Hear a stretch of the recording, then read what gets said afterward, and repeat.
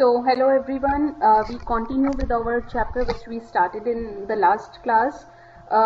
In the last class we started with another type of switching approach, which is packet switching approach.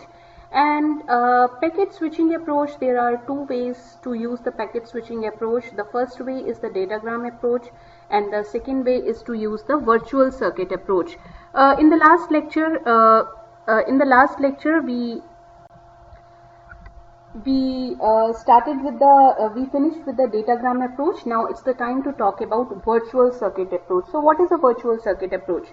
In virtual circuit approach, a pre-planned route is established before packets are sent, whereas in datagram approach there is no route that needs to be established between sender and the receiver before we can send the data. So, but in this case, we need to establish the route. Once the route is established, once the route has been formulated, all the packets between the pair of between sender and the receiver, they will follow the same route through the network. Now, because the route has been established, a route is fixed for the duration of the logical connection. It is a little bit similar to a circuit in a circuit switch network, and that's why it is referred to as the virtual circuit. All right, going ahead. So each packet, now how each packet is identified. How each packet contains a virtual circuit identifier as well as data. Whereas in datagram approach, the packet contains user data as well as control information, but here each packet contains a virtual circuit identifier. Each node on the pre-established route knows where to send such packets, so no routing decisions are required, no such decisions are required, because a route has already been established between the two communicating stations, so no routing decisions are to be needed. At any time, each station can have more than one virtual circuit to any other station and can have virtual circuits to more than one station. So both of them they are possible. So the main characteristic of virtual circuit technique is that a route between two stations, two communicating stations, is set up for data transfer. Now this does not mean that it is a dedicated path, just like in the circuit switching. A transmitted packet is actually buffered at each node and queued for output while it is on the line and while other packets arrive on the virtual circuit. The main difference between datagram approach and with the virtual circuit is that node need not to make any routing decision. It is made only once for the packets that use the virtual circuit. Alright, now for example, we take the same example, or we take the same figure over here as we discussed in the datagram approach. So if you see in this approach, a pre-planned route has been established. Now if you see, this route has been established between the sender and the receiver. So we have the same example, we have the same three packets. Now if you see, packet 1, 2 and 3, the three packets, they follow the same path. In the previous datagram approach, if you can recall, the packet number 3 followed some different path. But in this case, since the pre-planned route has been established, so all the packets will follow the same path, but the packet will be buffered at each node and it will be queued for output over a line, while the other packets on the virtual circuit may share the use of the line. So what happens? First of all, packet 1 arrives over this node and then packet 2 arrives. So both of them, they are queued. First of all, packet 1 will be sent, then packet 2 will be sent. When packet 3 arrives, it will be queued, then packet 3 will be sent. So if you see, all the three packets, they follow the same established path. Now this does not mean that this is a dedicated path as in the circuit switching. A transmitted packet is buffered at each node and queued over output over a line, while other packets on the virtual circuit, they may share the use of line. But the difference is that the node does not need to make any routing decisions for each packet. It is made only once for the packet using that virtual circuit. Alright, so going ahead, now what are the differences between virtual circuit networks and datagram? So we discussed the advantages of both virtual circuits and datagram. What are the advantages of both over one another? Alright, now if two stations they want to exchange data over extended period of time, there are advantages of using virtual circuit network. So what are the advantages? First advantage is this type of network provides services related to the virtual circuit, which includes sequencing and the error control. Sequencing refers to the fact that all the packets they follow the same path, they arrive in their original order. And error control is a service that assures not only packets arrive in proper sequence but they arrive correctly also. Another advantage is that the packet should transit the network more quickly or more rapidly than the virtual circuit, because no routing decisions are required. So it may transit a node more quickly. Another advantage is that this is a disadvantage actually. Virtual circuits are less reliable than the datagram. Although it may seem that they are more reliable, but it is less reliable. Why less reliable? For example, if the path has been established and suddenly this node fails, so what will happen? The whole pre-established path will be broken and data cannot travel. So failure of a node or a link, virtual circuits are lost. Then again time has to be spent to establish the circuit again. So this is actually a one of the disadvantage of the virtual circuit network over the datagram. Now coming to the datagram, what are the advantages? First advantage, most important advantage is no pre-established route has to be established or developed between sender and receiver. So time is minimized, no time is spent in this. So if a station wishes to send only one or few packets, datagram delivery will be the quicker. Another advantage is that because it is more primitive, it is more flexible also. For example, if congestion develops in one part of the network, incoming datagrams can be routed away from the congestion. And with the use of virtual circuit networks, packets follow the predefined route. So it is more difficult for the network to adapt for the congestion. The last advantage of the datagram is it is more reliable, because if one node fails, there is another alternate route available. So if I go back in case of datagram, if it is following this path, now suddenly if this node fails, packets can be directed to the another path or to some another path. So this is one of the important advantage of the datagrams. All right.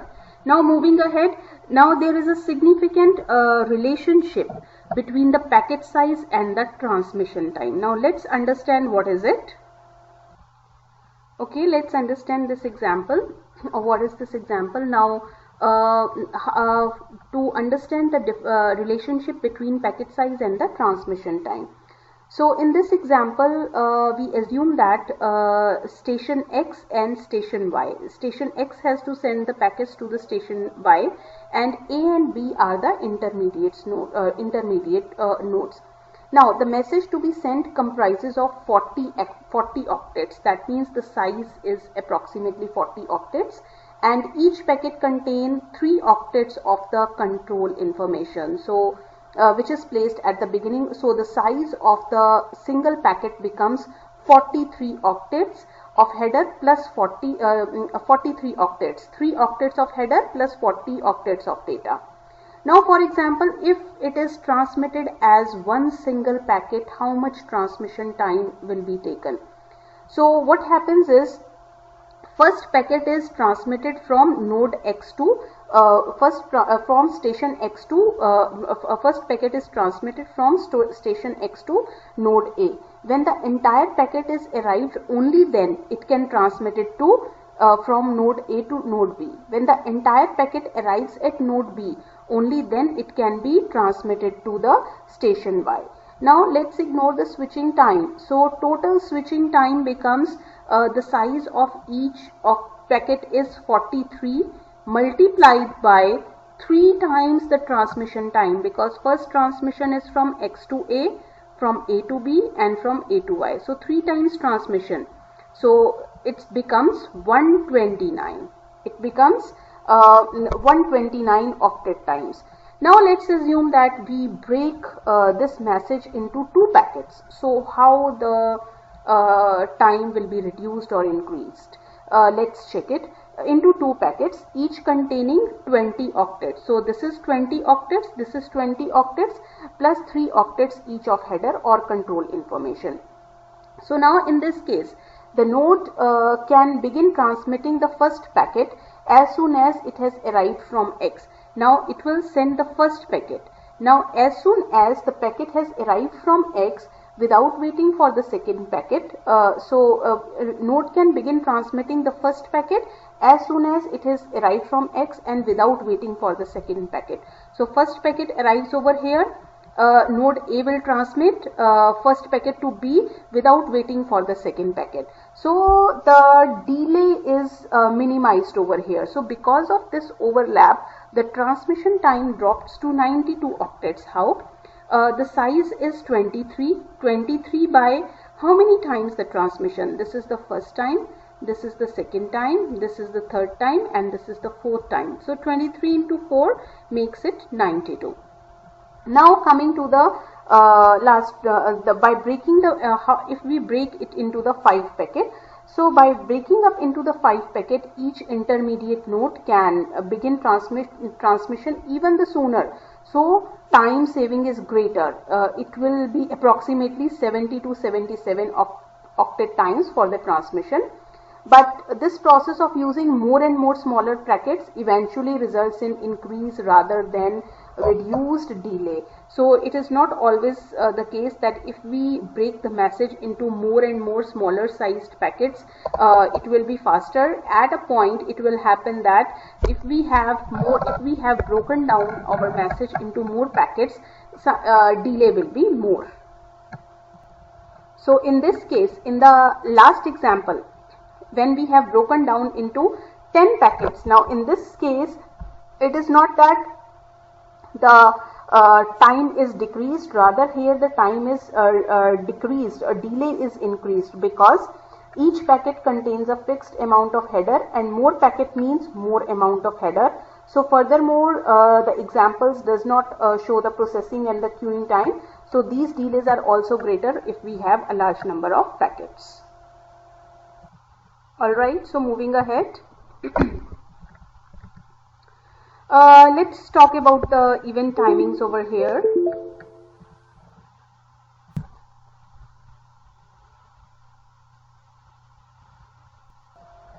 So this diagram actually compares the event timing between the the two switching techniques: circuit switching, virtual circuit, and datagram approach. Now the initial delay in case of circuit switching is during the call placement. So it depends upon number of links. It may be a delay between the number of links are there between the sender and the receiver. At each link there may be a propagation delay. But once the signal has been established or the call has been established, then the data transfer is done very quickly and is very faster. And then there is acknowledgement signal, which is called as the termination signal. Now virtual circuit network, since a virtual circuit network, they also follow the same approach.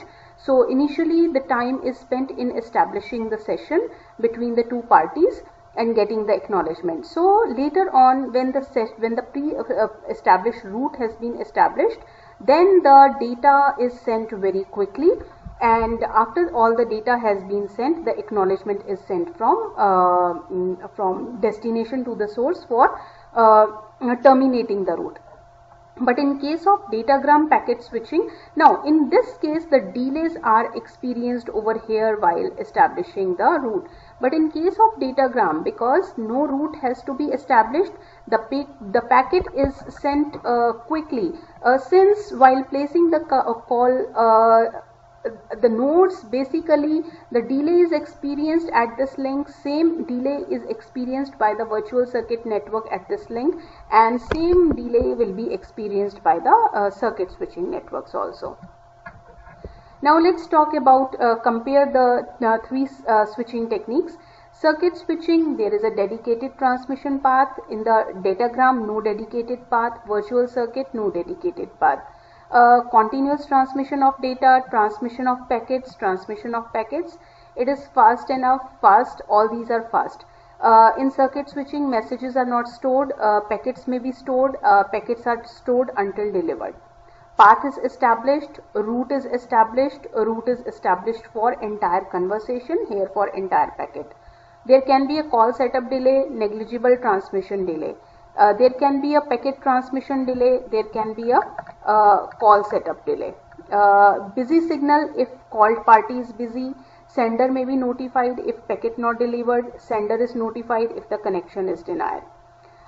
Next is overload may block the call setup but no delay for established calls. Overload may increase the packet delay, overload may block the call setup. Electromechanical or computerized switching nodes are used, small switching nodes are used, and small switching nodes are used. User is responsible for message loss protection, but in case of datagram and virtual circuit, network is responsible. In circuit switching, usually no speed or code conversion, whereas there is a speed and code conversion in both datagram and packet switching networks. In case of circuit switching, there is a fixed bandwidth which is allocated, whereas in the datagram and virtual circuit, dynamic use of bandwidth. And in case of circuit switching, no overhead, but there are overhead bits in each packet for both of the networks. All right, moving ahead. Let's talk about external network interface over here.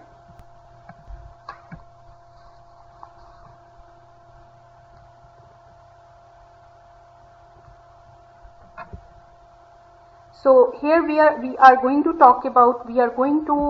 analyze the aspect of the packet switching network, the interface between the attached devices and the network. ITUT, we have seen that the network provides transmitted communication path for attached devices that makes it appear that two communication stations have direct link. But in the case of packet switching networks, attached stations must organize their data. So this requires a certain level of cooperation between them. So ITUT, Telecommunication Standardization Sector, is there for the interface between host and the packet switch network.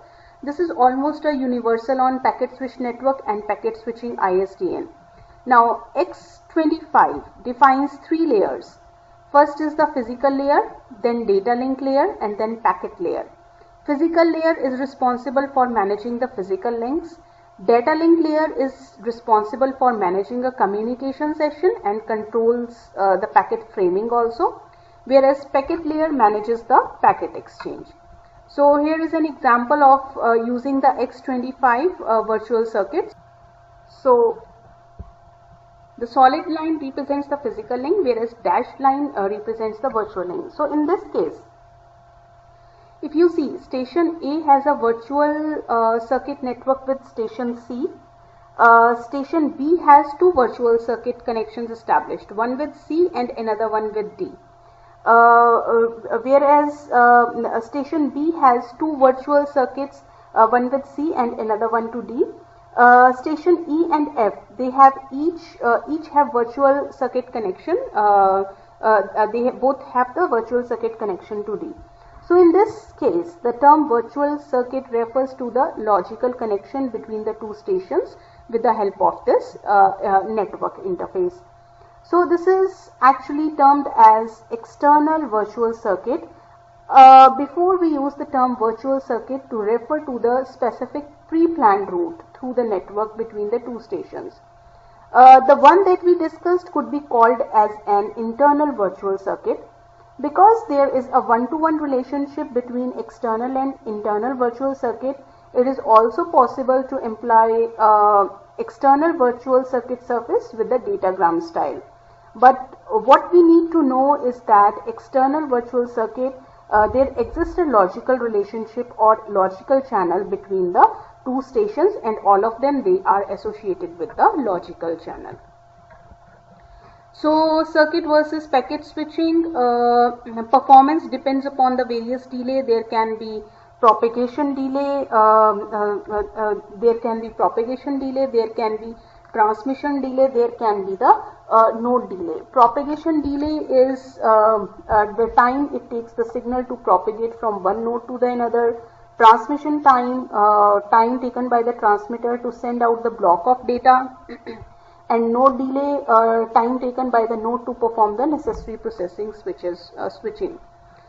Other characteristics which include are the transparency. Circuit switching is transparent, packet switching is not transparent. Amount of data overhead, there is no overhead required to accommodate the circuit switching, whereas packet switching, it includes the data overhead. So that was all about the circuit switching and the packet switching. So I end up my lecture over here. So thank you so much.